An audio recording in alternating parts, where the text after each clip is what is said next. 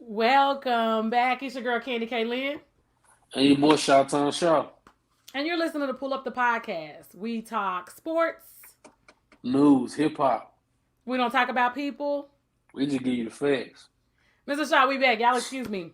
These masks are like really drying my lips all the way out and making me dehydrated. Um, so I wanted to start the show off on a light note before we got into a heavy note because we're gonna make this quick. I don't even think we're gonna stay the whole 30 minutes on this. It's very difficult. We're talking. Yeah, because you went too long. You went too long on the other end. No, I didn't. I only went 30 minutes. Like I am. It's 6:39. We didn't start until 6:05. Can you count? I thought you were supposed to be the smart one.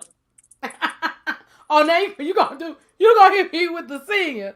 You gonna do your nose. You gonna hit me with the daddy. Okay. I'm gonna do it. Okay. He showed me this. That's why I do now. Oh, okay. Whatever you say, Sergeant. Whatever you say, Sergeant Major. Whatever you say. Okay, you heard me with the clip shot. Okay. Everybody, whatever you say, Sergeant Major. Okay, Mr. Shaw. Next Tuesday, the family jokes. Your mama say you might as well talk about your cousin. You gotta tell him you got a different type of crackhead cousin. You got a type of crackhead. Say the jokes for the comedy stand. That one may be a little too much. We'll talk about that off air. But you definitely need to hit them with your daddy because the older you get, the more you act like him. And what about y'all got a third and she's a girl.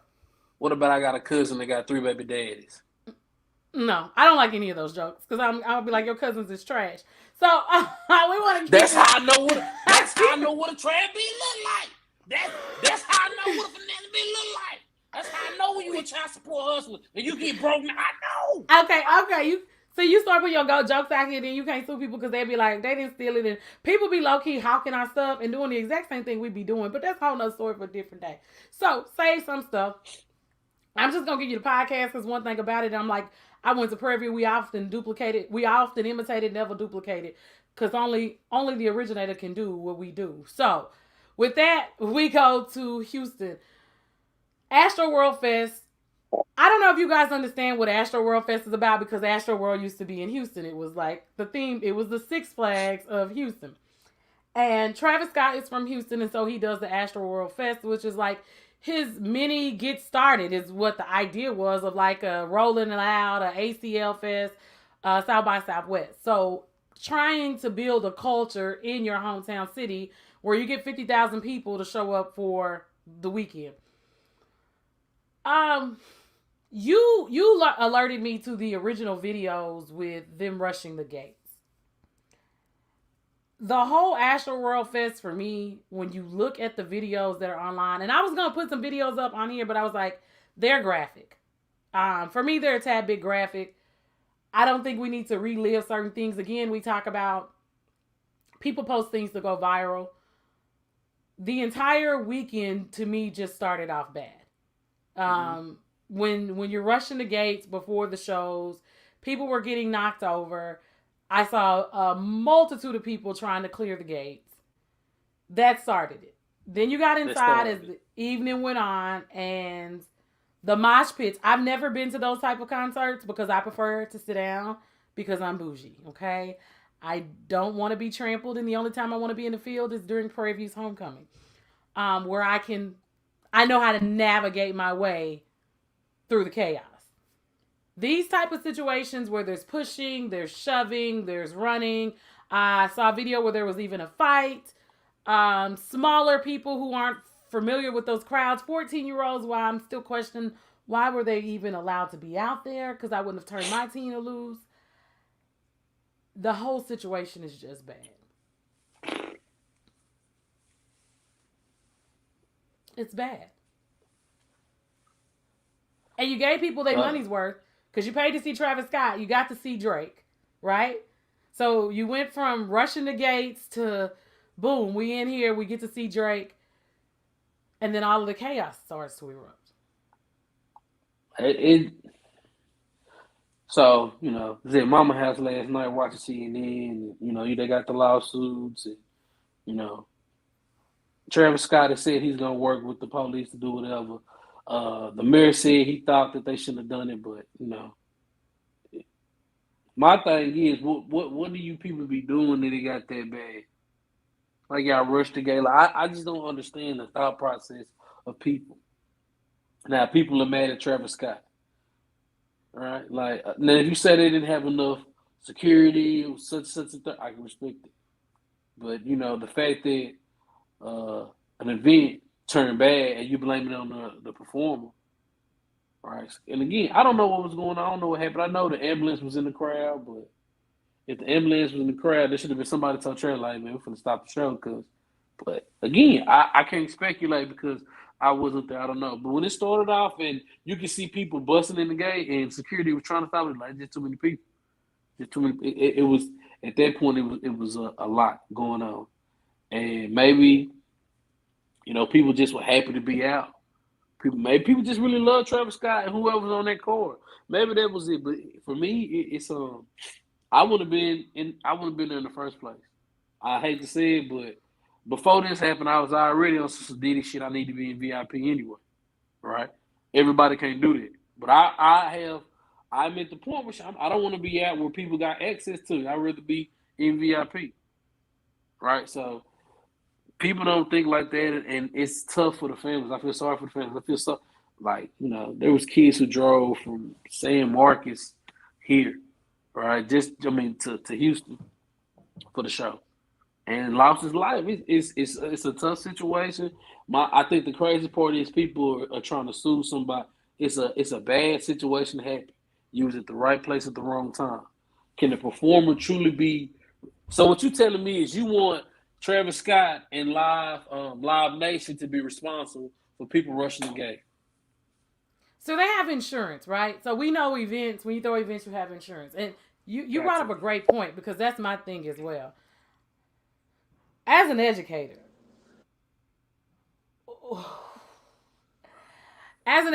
who watches the behavior of some of our young people, I was not the least bit shocked by the rushing of the gate. They lost. Don't nobody say nothing to They them. do, and they're not the first ones, right? But when we do things like that, and they've done it. If you watch old documentaries for all of the festivals, the what is it the one from the 70s that they threw and Rolling they Stone? redid it and no, it's oh god, I can't think of the name of it. We just watched a documentary that they did it again in 1999.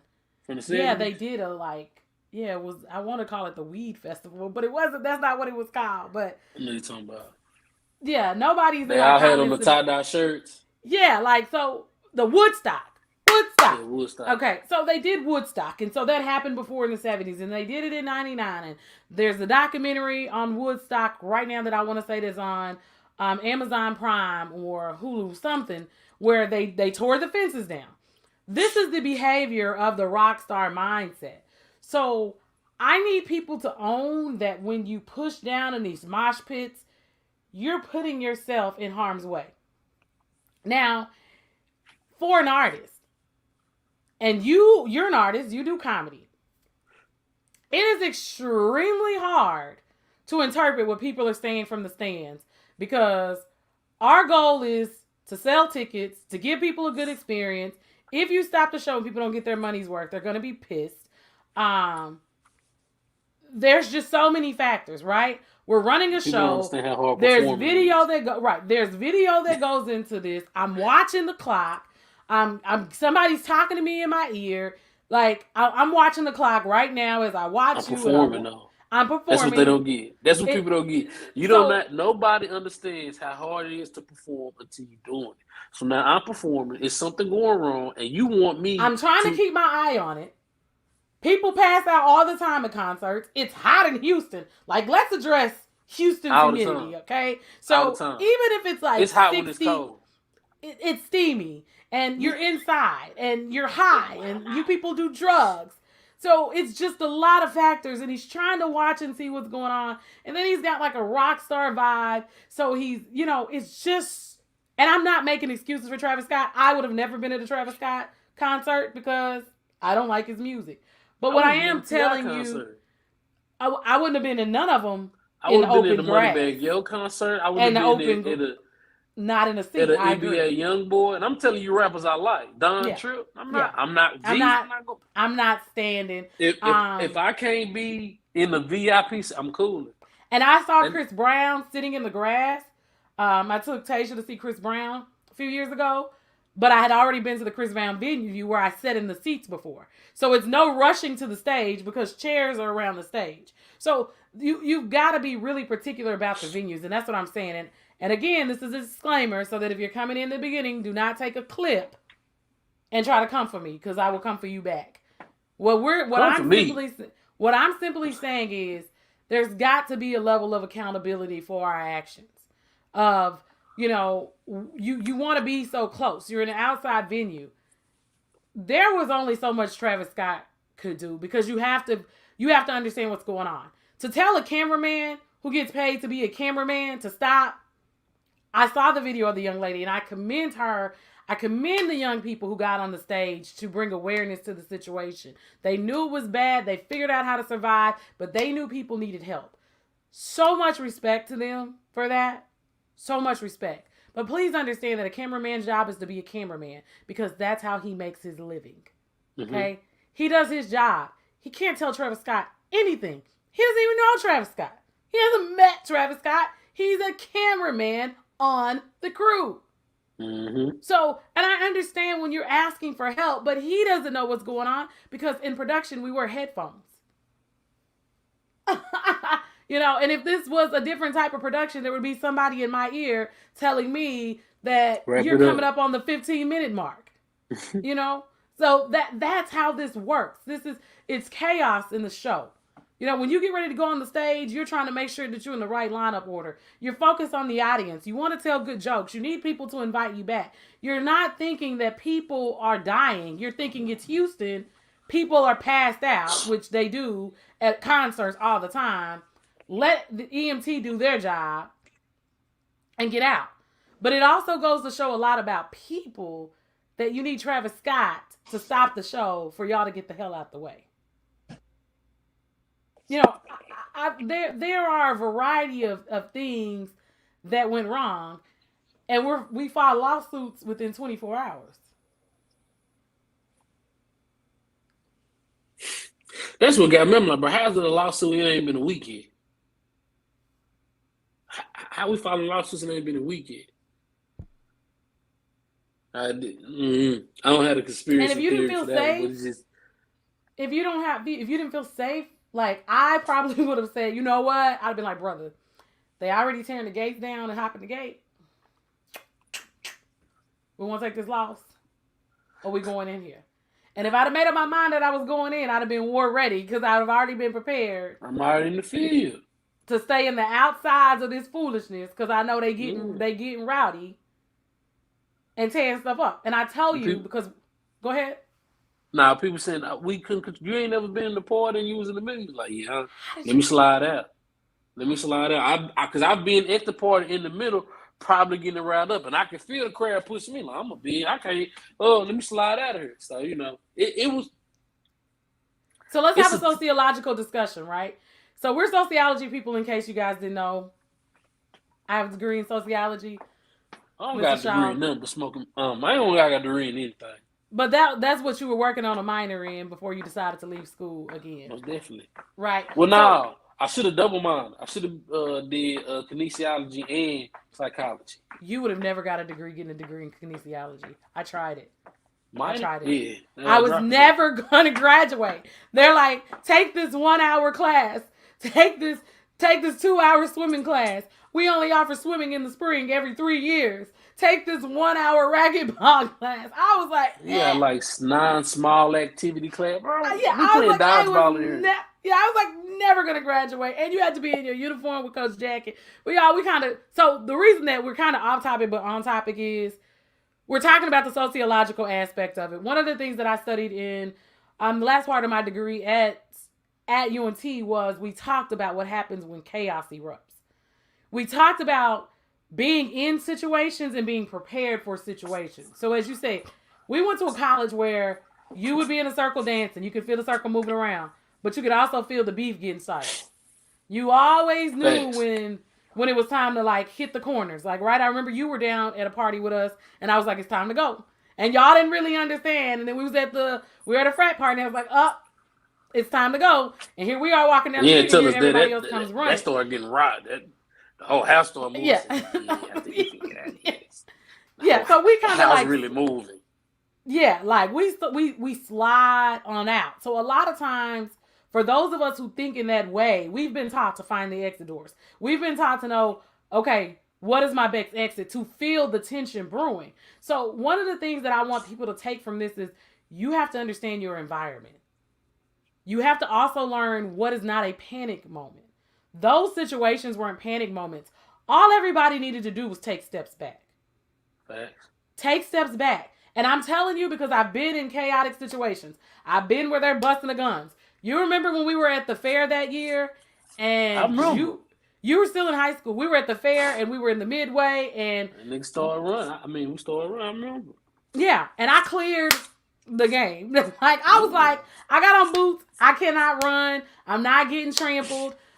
You know, I cleared the little booth. Like the dude was like, dang, man, I know you could get up. I cleared it because I knew at that point in time, those boots were too heavy. I couldn't take off running. So I say that to say to people, you need to really understand your environments. You need to be mindful about, as Kirk said, when people are swag surfing.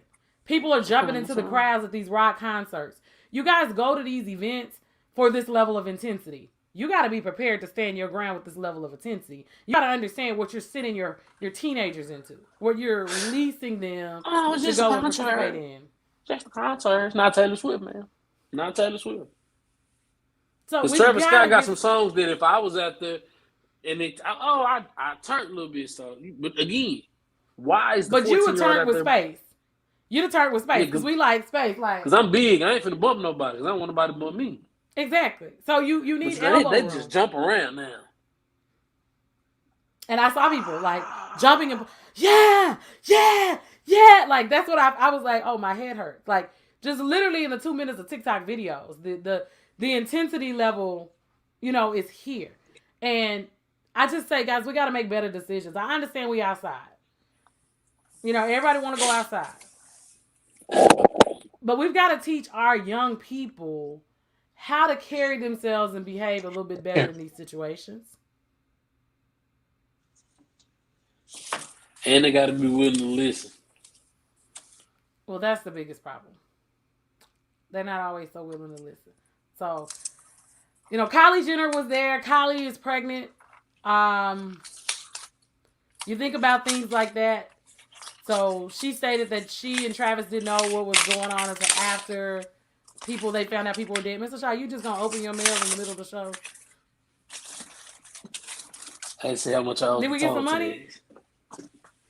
Oh, I thought that was that internet bill you ain't paying.